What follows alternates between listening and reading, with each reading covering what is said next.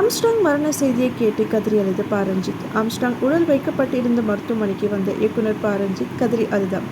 சென்னை பெரம்பூரில் பகுஜன் சமாஜ் மாநில தலைவர் ஆம்ஸ்ட்ராங் இன்று மாலை மர்ம நபர்களால் வெட்டி கொலை செய்யப்பட்டார். உணவு டெலிவரி செய்வது போல் வந்த மர்ம நபர்கள் அவரை கொலை செய்துள்ளனர்.